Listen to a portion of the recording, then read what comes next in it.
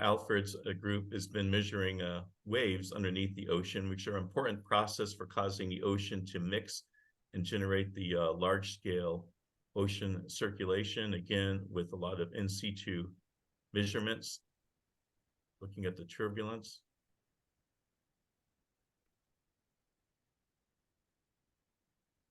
Okay.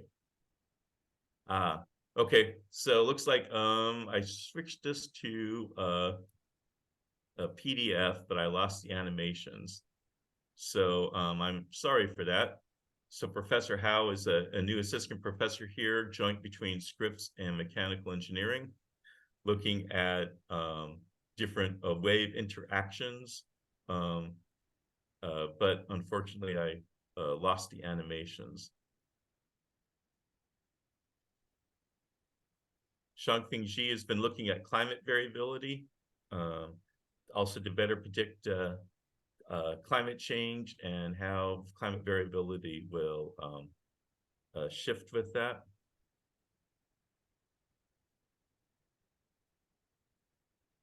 Florian Meyer is also a relatively new professor here with a lot of work in acoustics.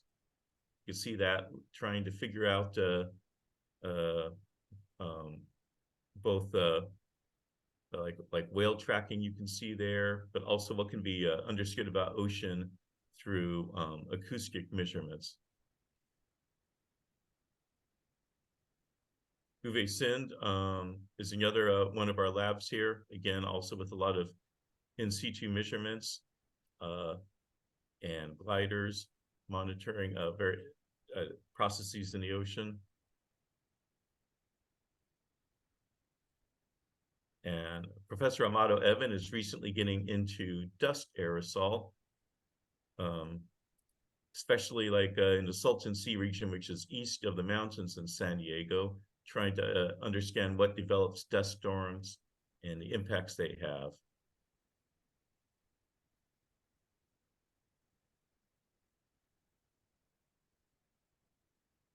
And so I've showed you some research here. And so this is, if there's any of this is interesting, you could contact the professors here. Some of them are still waiting to see if grant funding will come through. So it's not guaranteed that there'll be grant funding on these projects, but there likely may be. And so just give you a taste of what's going on in here that you could follow up with some of these professors, and there's more going on here than just that I've showed today. And Kim, I don't know if you want to share something you're doing. Yeah, I'm happy to. I was going to just sort of talk about sort of the work that's going on sort of across between different groups and across UC San Diego. Share your screen? I can do that. Okay. Okay. All right. Can you see that okay? Is that it? Can you see it? Not yet. Oh, let me try again. Thank you. Let me try again. It didn't seem like it wanted to share. Okay, here we go. I see it. Okay, let's try. Why is it being this? Okay, there we go. Too much. How's that? Is it there? It's that worked? Okay, thank you. Yeah, I'm just going to talk a little bit about some of the work. There's a lot of as you can see, there's a lot of research going on here, and I just think it's kind of exciting to see sort of all the work that's going on across Scripps and as well as across UC San Diego. I'm a professor here at Scripps. I've been at Scripps at UC San Diego for 20 years.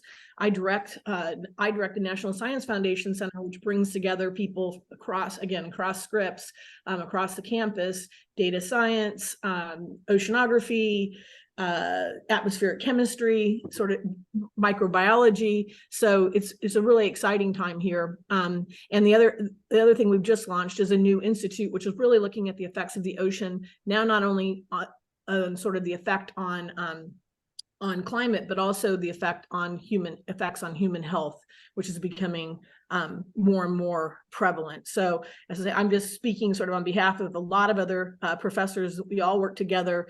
The students often, work with many of us. They get feedback from many of us.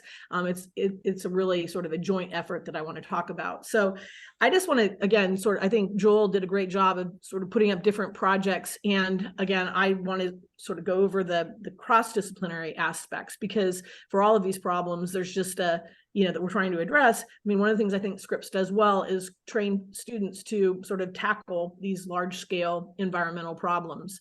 And so all the way from measurements to modeling, and these are just a few examples of some of the areas where many of us are working together. I just want to make a pitch for, to learn more about these opportunities. I would encourage you to look at websites. I'd encourage you to reach out to faculty.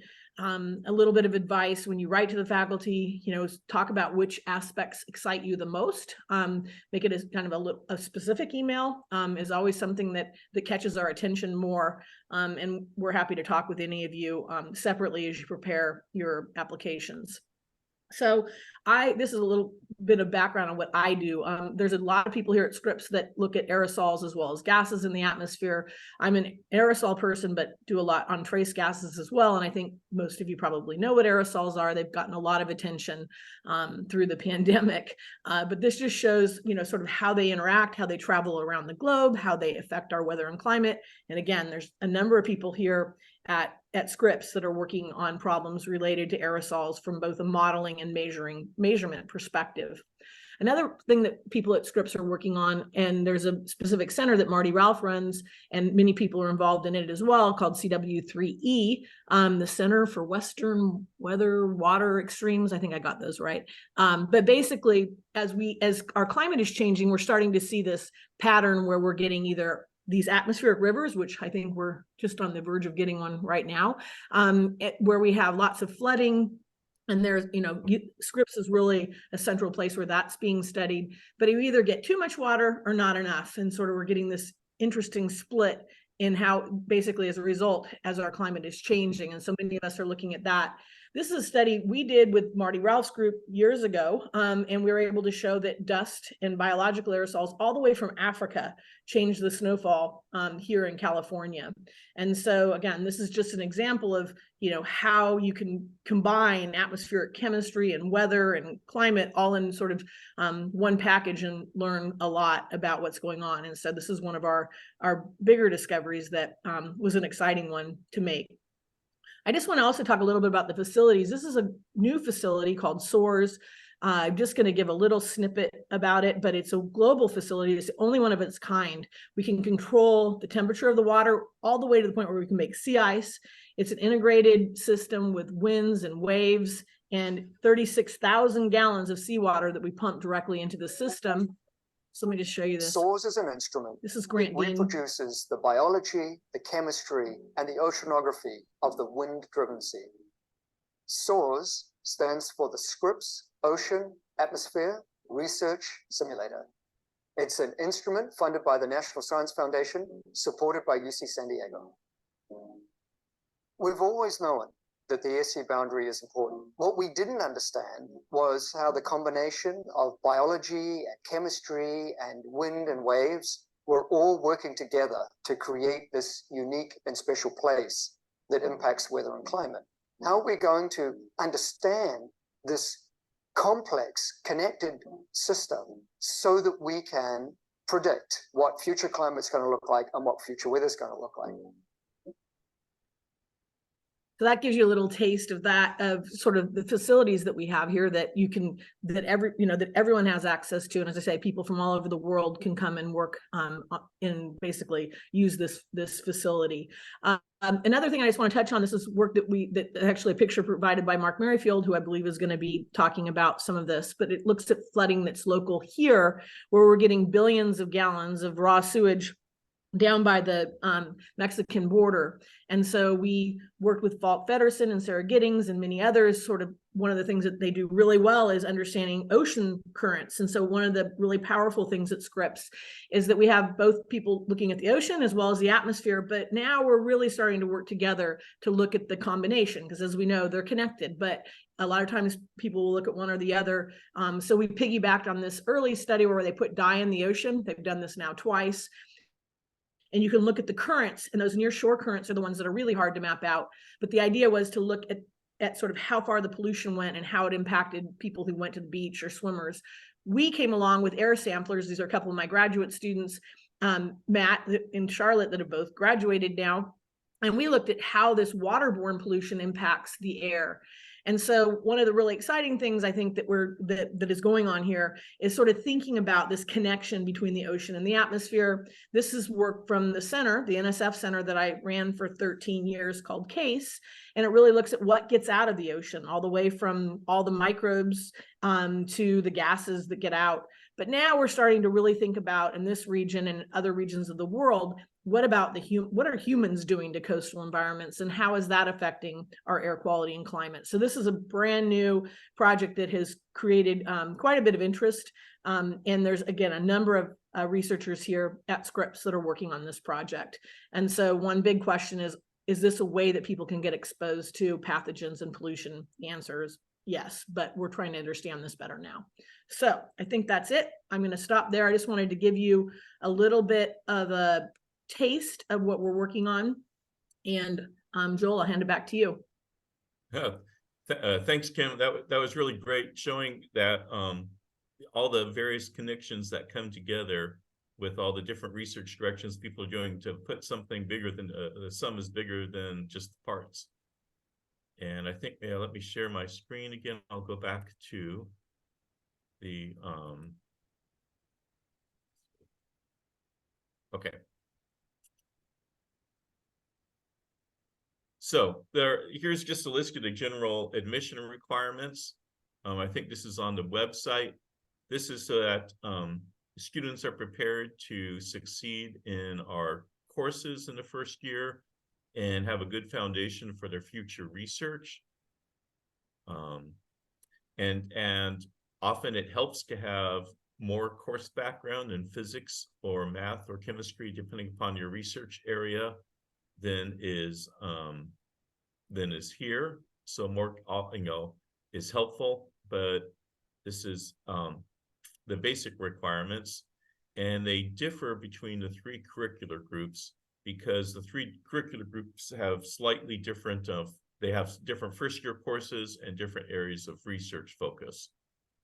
And I think maybe specific questions about the admissions requirements for curricular groups can be handled in the breakout sessions, but maybe if there's a general questions about the requirements, I don't know if there's any.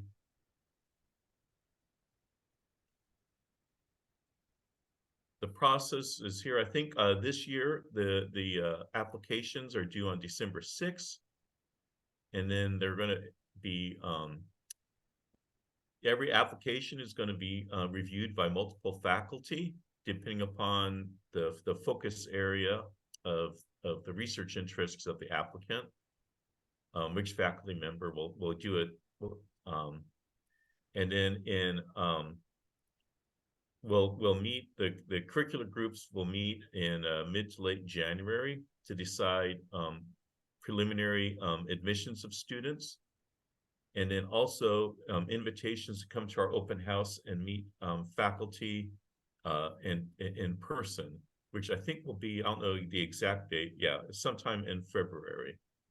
See, I think a couple questions came up in chat. Joel, it's February 29th and March 1st for open house. Okay. Let's see.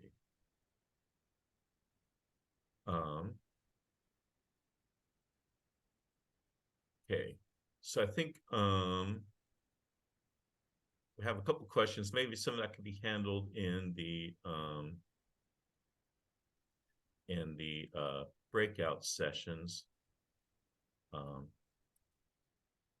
And then final admissions decisions will be made in early April. Okay. Now, we have both PhD and master's students here. One thing it would be good to make clear is that there are some fields of science or engineering where you do a master's first and then a PhD, but that's not the way we do things here. So if you are interested in doing a PhD, make sure you apply to the PhD program. It's not necessary to have a master's first.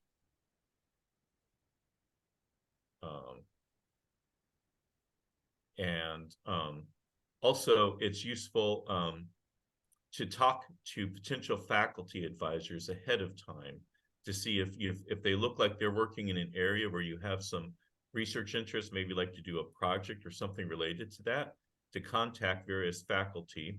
You can see research, some of the research I've showed here, but there's also, you can see it on the faculty web pages. And so you go ahead and make an email, and as Kim Prather said, you could explain like what your potential interest is, and ask some questions about what's going on in the lab. And so all students are admitted into the program. They're not admitted into individual faculty members groups, but most students are going to be supported on research funding in a graduate research assistantship. And so we need to make sure that the funding is there to admit a student into that area. Now, there are a few student fellowships and department, that's pretty limited. If you come with your own fellowship, then you have a lot more freedom. But most students are going to be supported by research grants. So that's why it's good to talk with faculty to see if they have funding available in an area you'd like to, or a person you'd like to work with. And so we do have teaching assistantship, and sometimes master's students get a TA-ship during their first year to help support them, but that's not guaranteed that you can get a TA-ship. For PhD students, they don't TA in the first year, but they may be able to TA after the first year. Let's see. Okay. And so we encourage you to contact faculty. I'll talk about state your application statements in the next slide, and also seek fellowship opportunities, because if you have your own fellowship, that gives you a lot more flexibility in the type of work you can do, the type of research. Whereas if you're supported on a grant, then your research project has to be related to the focus area of that grant. And so what positions are open and what faculty have funding do play a major role in student admissions. And so also we're looking for students to have a project or a research area they'd like to work on that is something that we can, there's faculty member who can support and mentor that, and also that there's funding available to support that student. Okay. So Gilbert, go ahead and tell me if there's any questions I should answer here in this session. Okay. Doesn't look What's like that? it. Doesn't look like it. Nothing come up yet? Okay. Okay, so for the admissions process, what do we look at? One is your academic preparation. We want to make sure the students who we admit will be successful in the first year coursework and have a good foundation for their research projects. And so we also look at scholarly achievements, experience potential, and it's not, so it does help to have undergraduate research experience, but we also recognize not everyone has had the same opportunities. So I think it's important to see not all the things that you have done, but also how you've made use of the opportunities that you've had. And another big factor here is the alignment with the program. And so if you have research interests that don't really fit in with any faculty member, it's going to be difficult to admit you, because we don't want to admit a student who can't be mentored in the research interests that they have. And so that's why it's good to look at the faculty here and contact them ahead of time to see if there's going to be alignment. And we also look at, yeah, long-term goals and then contributions to diversity. So there's going to be a statement of purpose, or I don't know exactly what it's called now. And this is not like undergraduate applications to be into undergraduate college. For this thing, we're really looking for what you are interested in doing, what's your research interests, and how coming to Scripps can help further that, and what your background is and how that fits in.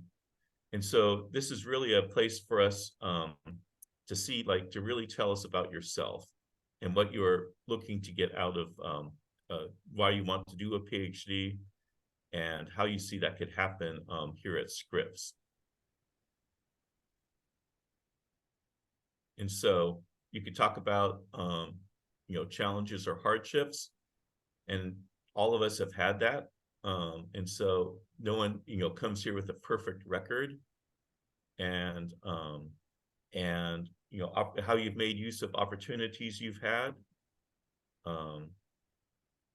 and also motivation. And we don't expect people to know ahead of time exactly what research they want to do. Sometimes they come here and discover new things that they were not aware of. But we like to see students who have some idea of the direction they would like to go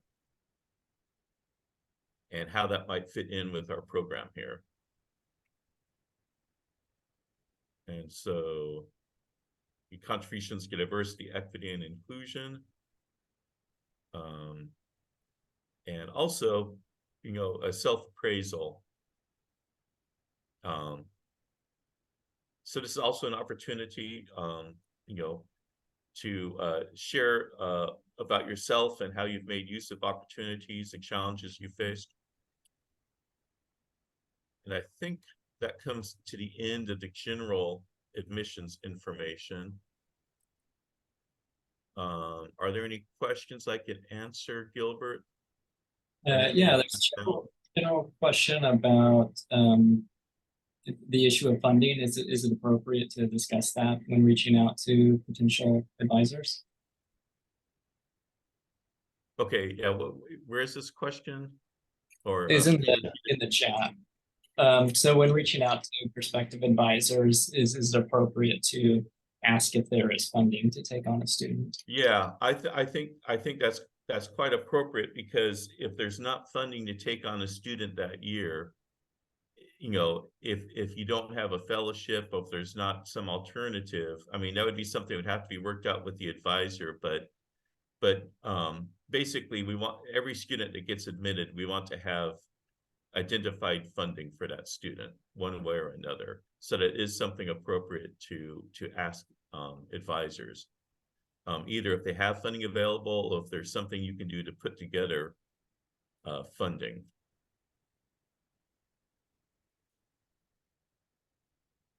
And there's a couple other questions, but they were more kind of administrative, so I was answering them in the chat. Okay.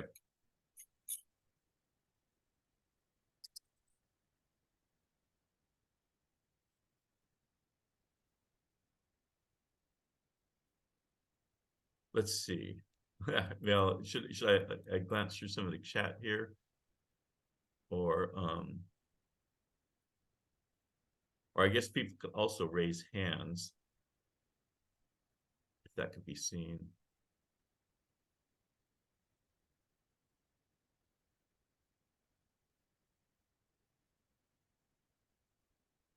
Okay, there's a student about our integrated Masters of Science masters recognized, although I don't know if that's relevant to admission. I guess Gilbert, you answered that. Someone Yeah, asked. Oh, go sorry. ahead, Kim. No, okay, you're answering this part. You answered it in the other part in the chat. Sorry. Okay, DEI part.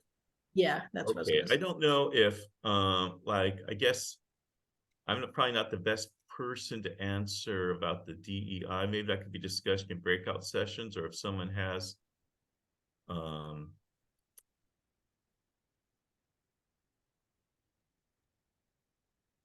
I guess.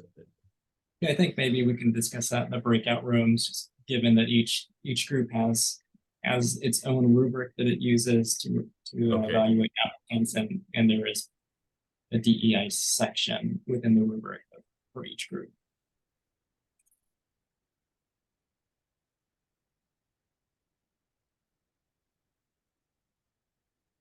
And there was a question about funding international students. So we generally admit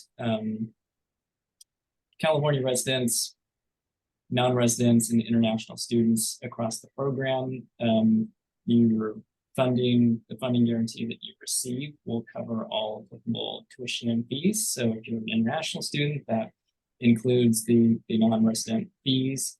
If you're a U.S. citizen or permanent resident, but you're not a California resident, your financial guarantee would include the non-resident fees for that first year. I mentioned in the chat, for those students, they are required to become California residents for tuition purposes at the end of their first year.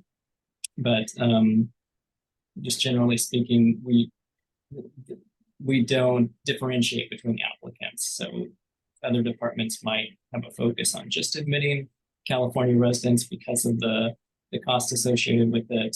Within Scripps, we don't take that into consideration when admitting students. And as a admitted student, your financial guarantee will cover whatever applicable tuition and fees are associated with your residency. Yeah, I think a question came up. It's not necessary to have a master's degree already, just a bachelor's degree.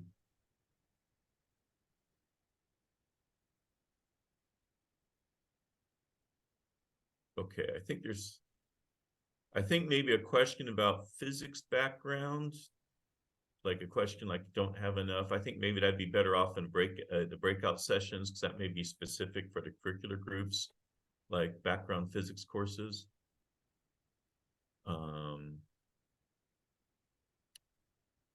Yeah, so are there any more? Yeah, Gilbert, should we go to breakout sessions or I don't know. Yeah, I've come to the end of my part here. Yeah, I'll go ahead and open up the breakout rooms. There's a question, Gilbert. Yeah, I think you're going to say what I was going to say. Go ahead. I wonder if you want to respond about fee waivers. Fee waivers, yeah. So unfortunately, fee waivers, UCSD only provides fee waivers to domestic students. So international students are not eligible for fee waivers. All right, so I went ahead and opened the breakout rooms. They are titled based on the curricular group. So applied ocean science, climate science, and physical oceanography. So whatever group you are most interested in, you should be able to just go ahead and join that room on your own. If you're not, please let me know. And like I said, if you want to jump in to multiple rooms, you're welcome to do so. And then Joel, did you want us to convene back in the main room at the end, or just end at the end of the breakout room session? I think we should probably end at the breakout, because I don't know if we're going to end, or the breakout session is going to end at the same time. So would there be a reason to come back into the main group? I don't think so. If you covered all your slides. Yeah. So maybe we can just aim to close the breakout rooms about 12. And if people still have questions, they can continue on. But otherwise, we'll just end things within the breakout rooms at around noon.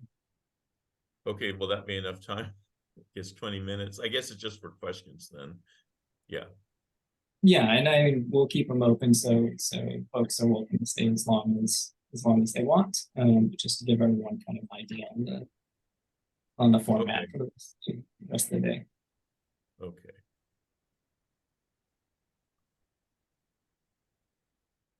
And Dana and I will hang out in the main rooms. If anyone has any technical issues, feel free to pop back into the main room or send us a message. Okay. Do I have any more formal role here? This is my first year doing it. I think you covered everything as program director, so thank you. Okay. I guess I could go to climate science. That's what I'm most familiar with. I mean, is it expected I could show up in a breakout rooms? I don't know if I could really answer any questions any better than the curricular group directors. Yeah, I think Nick is taking the lead on that. You're welcome to join if you'd like. But I think, yeah, he probably is Okay. best to answer questions.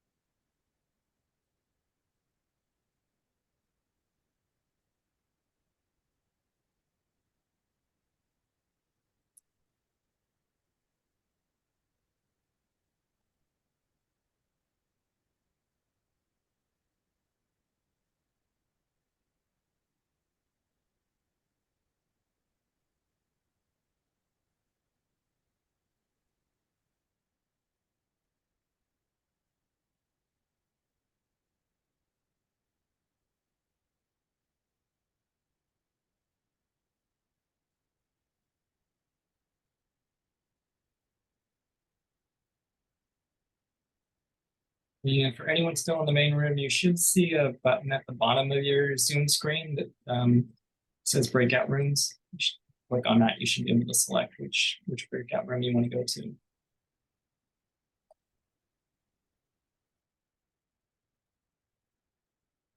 Or if you can't find it, just send us a message and we can assign you to the breakout room that you want.